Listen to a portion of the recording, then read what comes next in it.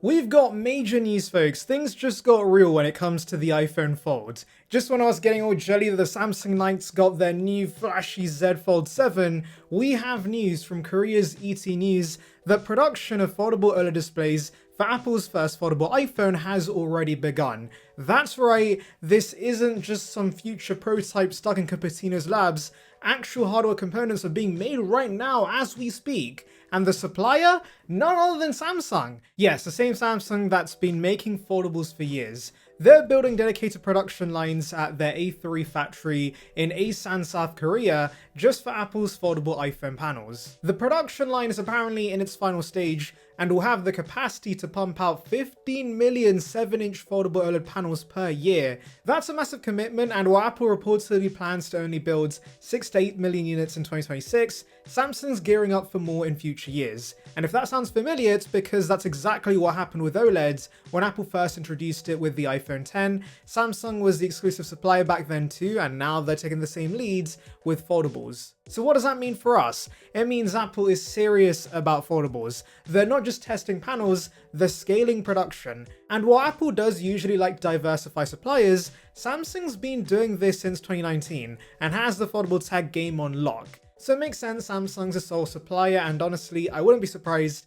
if they hold that position for the next couple of years. Now let's connect this to the other major leak, because things are starting to line up. The ever-reliable Minchiko says full-scale assembly will begin in late Q3 or early Q4 of 2025, meaning around September or October. Foxconn's reportedly already preparing assembly lines. Add that to Samsung Display's panel production kicking off now, and yeah, this thing is happening. The foldable iPhone isn't a pipe dream anymore, it's very much in production. Are these timelines realistic though? In my opinion, yes. Quo's track record is solid, and the fact that display production is already in motion adds even more credibility. That said, he did hedge slightly, saying everything is subject to change. Classic Quo move. But between Samsung's involvement, Foxconn ramping up, and supply chain whispers getting louder, all signs point towards a fall 2026 release alongside the iPhone 18 series. So what will this foldable iPhone actually look like? Apple's aiming for a book-style design. Think the Galaxy Fold, not the Flip.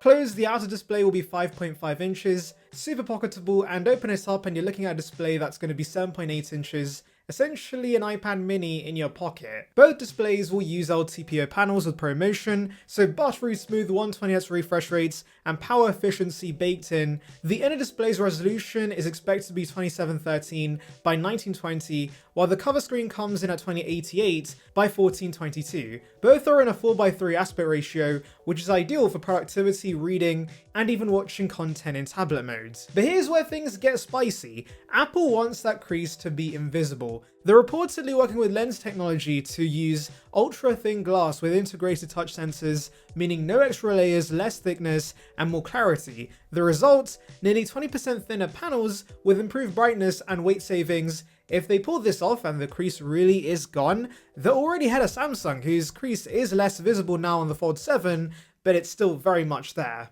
Speaking of thin, when unfolded, Apple's foldable iPhone will measure in at just 4.5mm. That's thinner than the iPad Pro, which is wild. Folded, it will be around 9 to 9.5mm. That is technically thicker than the recently announced Z Fold 7, but only by a smidge. Apple's using a titanium alloy chassis and a liquid metal hinge. Yes, liquid metal, you heard me right. That's not sci-fi, by the way, it's been patented, and Apple's been testing it behind closed doors. Why liquid metal? Well, it's durable, resists dents, and keeps its strength after thousands of folds. Paired with titanium and stainless steel, this hinge won't just be strong, it's going to be smart. Apple's patents describe internal flaps that reduce stress on the display, heating elements that prevent issues in cold weather, and a proprietary hinge system that evenly distributes pressure across the folds. So yeah, Apple's playing the long game. They've seen Android foldables crack, crease, and snap under pressure, sometimes literally. With their brand reputation, one viral video of a hinge failing could tank this product. Remember the iPhone 6 bend test videos?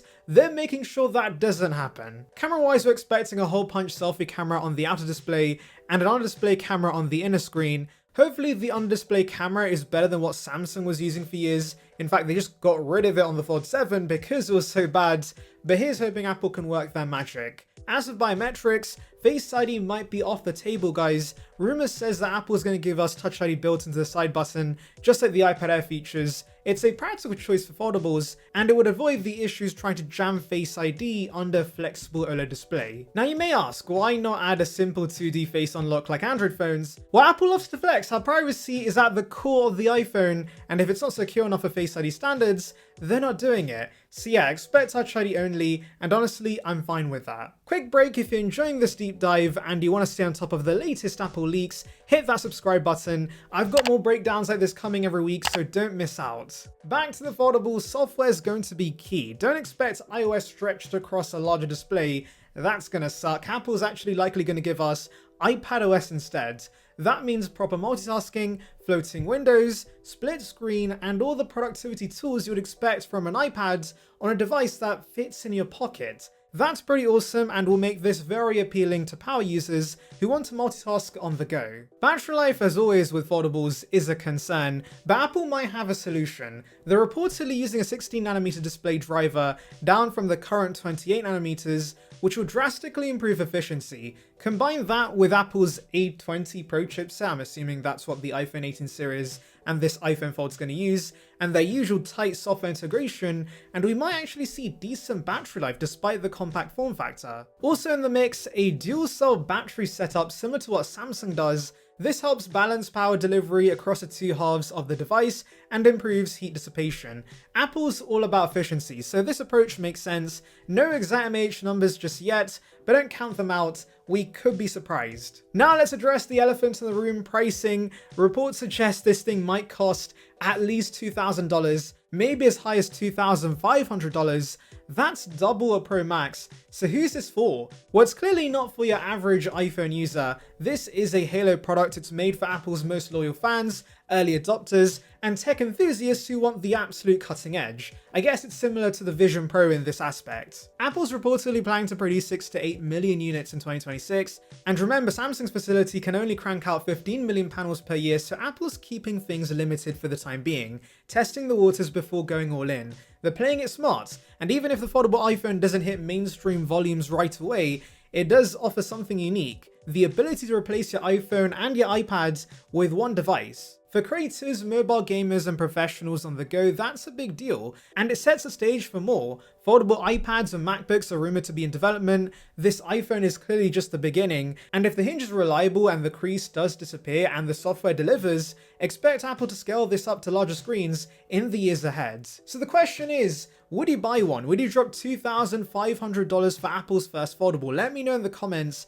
For me, if Apple nails this, if the hardware's stunning, the software's fluid, and the experience is smooth, I think this could be the first foldable that could go mainstream, and as someone who's been fascinated by this form factor since the original folds, I am very much looking forward to foldables becoming more popular, because that will of course accelerate innovation and maturity for this product category. Because let's face it, Apple was not the first with smartphones or tablets or smartwatches. They just perfected those categories, and if they pull that off again with the foldable iPhone, this could absolutely dominate the space by 2027.